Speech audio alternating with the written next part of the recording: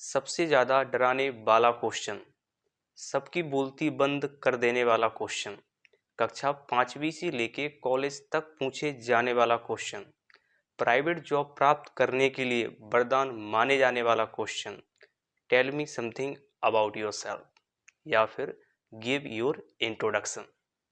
देखिए, मैं कोई चमत्कार तो नहीं कर सकता, लेकिन ये आपको यकीन जरूर दिला सकता हूँ, यदि इस वीडियो को आपने शुरू से लेके एंड तक देख लिया तो आप अपने बारे में कम से कम 4 से 5 मिनट तक बिना रुके बोल सकते हो। एक चीज को आप पहले ही समझ लें, मैं आपको इंट्रो देना एक साथ नहीं सिखाऊंगा। पहले हम टुकड़ों में थोड़ा थोड़ा करके बोलना सीखेंगे। वीडियो के लास्ट में हम एक साथ पूरा बोलना सीखेंगे। जब मैं आपको टुकड़ों में समझाऊंगा उसका या तो आप स्क्रीनशॉट ले लें या फिर साथ साथ नोट करते चलें। जब वीडियो की लास्ट आएगा तब मैं आपको एक साथ बोलना सिखाऊंगा, जिसमें आपको कुछ नहीं करना है, बस मैं कुछ खाली स्थान छोड़ दूंगा, उसमें आप अपनी इंफॉर्मेशन भर दें और आपका इंट्रो पूरा तैयार हो जाएगा। तो आइए अब हम अपना सीक्वेंस समझ लेते हैं कि किस सीक्वेंस में हमें अपना इंट्रो देना है। देखिए, सबसे पहले आप सामने वाले को ग्रीट करोगे, उसके बाद अपना नेम, उसके बाद अपनी एज, उसके बाद आपको अपने प्लेस के बारे में बताना है, फिर आपको अपनी फैमिली के बारे में बताना है, उसके बाद आप अपनी क्वालिफिकेशन के बारे में बताओगे, उसके बाद आप अपने गोल के बारे में बताओगे, फिर आपको अपनी हॉबी, उसके बाद स्ट्रेंथ, फिर वीकनेस, और लास्ट में आपको बताना है अपने आइडल के बारे में। ये सारी चीज़ें क्या होती हैं, हम कैसे बताते हैं, आगे चल के इनको एक एक करके समझते हैं। देखिए, सबसे पहले हम ग्रीट करना सीखते हैं। ग्रीट करना बहुत ज़्यादा आवश्यक होता है इंट्रो देने से पहले। अब देखो, ग्रीट करने के अलग अलग तरीके होते हैं। सबसे पहले आप टाइमिंग को देख ले, उसके हिसाब से आप गुड मॉर्निंग, गुड इवनिंग या गुड आफ्टरनून बोल सकते हो, या फिर आप हाय हेलो से भी स्टार्ट कर सकते हो। लेकिन एक बात का आप ध्यान रखें, आपको पहले से हाउ आर यू नहीं बोलना है। हाँ, अगर सामने वाला आपसे हाउ आर यू बोलता है तब आप उसका आंसर दे सकते हो, लेकिन आप उनसे सबसे पहले हाउ आर यू नहीं बोलोगे। एक बात का और ध्यान रखें, जब आप सामने वाले को ग्रीट करोगे तो आपका आई कांटेक्ट उनके साथ होना चाहिए। आपको आई कांटेक्ट के साथ ही गुड आफ्टरनून, गुड इवनिंग या फिर गुड मॉर्निंग बोलना है।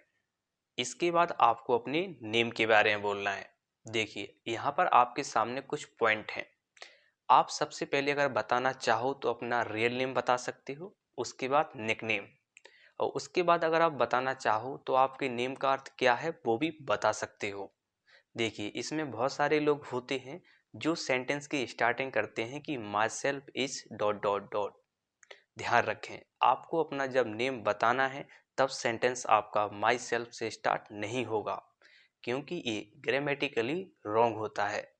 इसलिए आप अपना नेम दिस इज करके स्टार्ट कर सकते हो, या आप ऐसे भी बोल सकते हो कि माई नेम इज दिस। चलिए, अब मैं आपको बताता हूँ आप अपने नेम के ऊपर कैसे लाइनें बना सकते हैं। आप बोलोगे, my real name is Deepak, my friends call me Deep, and the meaning of my name is to do delight something. उसके बाद आपको बताना है कि आप कितने साल के हो। इसको बोलने के भी दो तरीके होते हैं। या तो आप बोलोगे, जैसे मान लो कि मैं 21 साल का हूँ, तो मैं कैसे बोलूँगा, आई एम 21 ईयर्स ओल्ड। या मैं ऐसे भी बोल सकता हूँ कि आई एम 21। इसके बाद आपको बोलना है अपने प्लेस के बारे में। यहाँ पर आपके सामने दो चीज़ आएंगी। अगर आपका बर्थ प्लेस और आप जहाँ पर रहते हो वो सेम है तो आप सीधा सीधा बोल सकते हो कि आई बिलोंग टू दतिया। जहाँ से भी आप बिलोंग करते हो आप उसका नेम वहाँ पर रख सकते हो। लेकिन अगर आपका बर्थ प्लेस कुछ और है और आप कहीं और से आते हो तो आप अलग अलग सेंटेंस भी बोल सकते हो। आपको बोलना है अपने प्लेस के बारे में। यहाँ पर आपके सामने दो चीज़ें आती हैं। अगर आपका बर्थ प्लेस और आप जहाँ से बिलोंग करते हो वो अलग अलग हैं तो आप दोनों को मेंशन कर सकते हो। लेकिन अगर दोनों सेम हैं तो आप सीधा सीधा बोल सकते हो कि आप कहाँ से बिलोंग करते हो। तो देखिए, इसको कहने के दो तरीके होते हैं। या तो आप बोलो आई बिलोंग टू, उसके बाद अपने सिटी का नेम भर सकते हो, या आप बोल सकते हो आई एम फ्रॉम, अपनी सिटी का नेम। अगर आपका बर्थ प्लेस कुछ और है तो आपका बोलने का तरीका कुछ इस प्रकार होगा, जैसे I belong to dot dot dot but my birthplace is dot dot dot।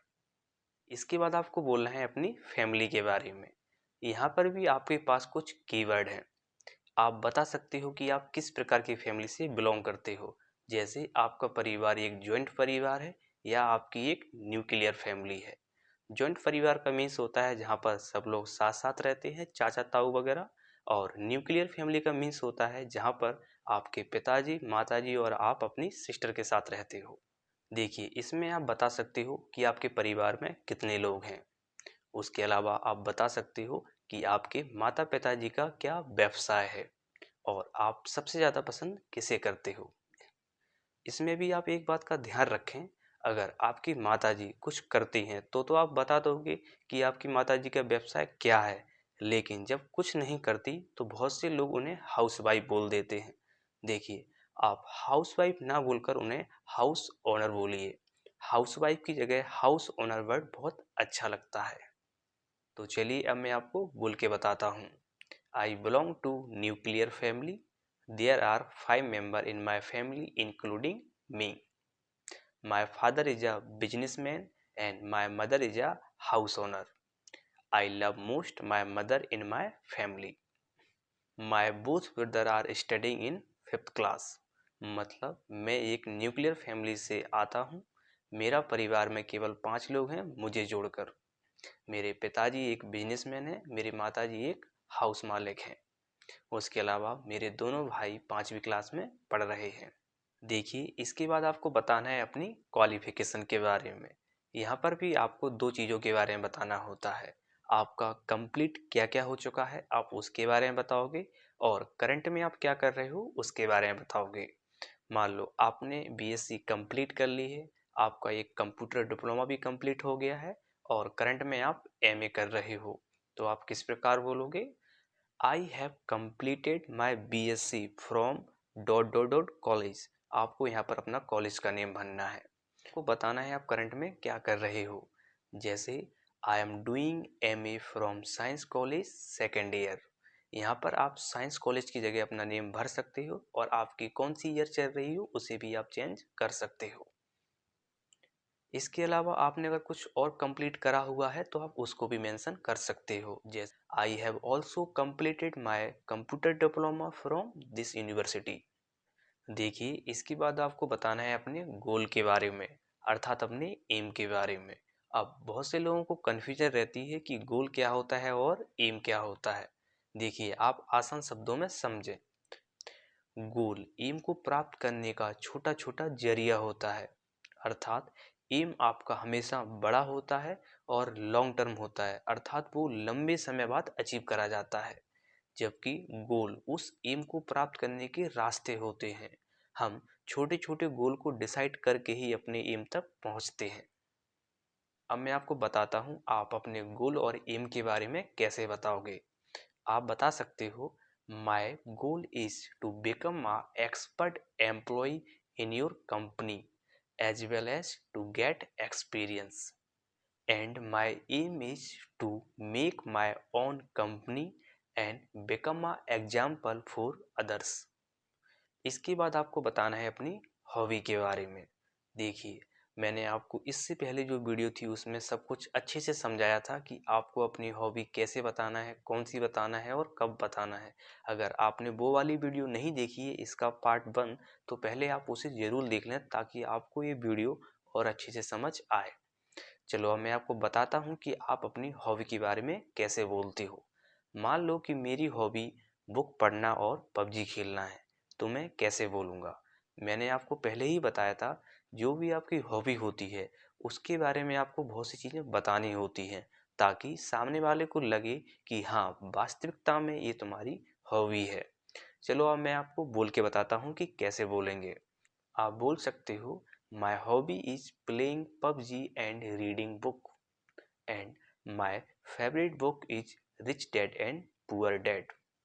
I have learnt and applied so many tips from this book and I have get so many things by the help of this book and I always suggest this book for others to learn something new। मतलब मेरी जो favourite hobby है वो rich dad poor dad है। इस book से मैंने बहुत सी चीज़ों को सीखा है और अप्लाई भी करा है, और इस बुक की सहायता से मैंने बहुत कुछ अचीव भी करा हुआ है। इसके बाद मैं हमेशा इस बुक की सलाह देता हूँ अपने दोस्तों के लिए कुछ नया सीखने के लिए। मैंने आपको पहले ही बताया था, जब आप अपनी स्ट्रेंथ के बारे में बताते हो तो आपको बताना होता है कि वो क्यों है, अर्थात आपको एक एग्जाम्पल देना होता है। अब मैं आपको बताता हूँ कि आप अपनी स्ट्रेंथ के बारे में कैसे बता सकते हो। मान लो कि आपकी स्ट्रेंथ है पेशेंस और कॉन्फिडेंस, तो देखते हैं आप कैसे बोलोगे। My strength is my patience as well as my confidence, because whenever I stuck in problem, in that case I would come over by the help of confidence and patience। मतलब मेरी जो ताकत है वो मेरा आत्मविश्वास और मेरा कॉन्फिडेंस है।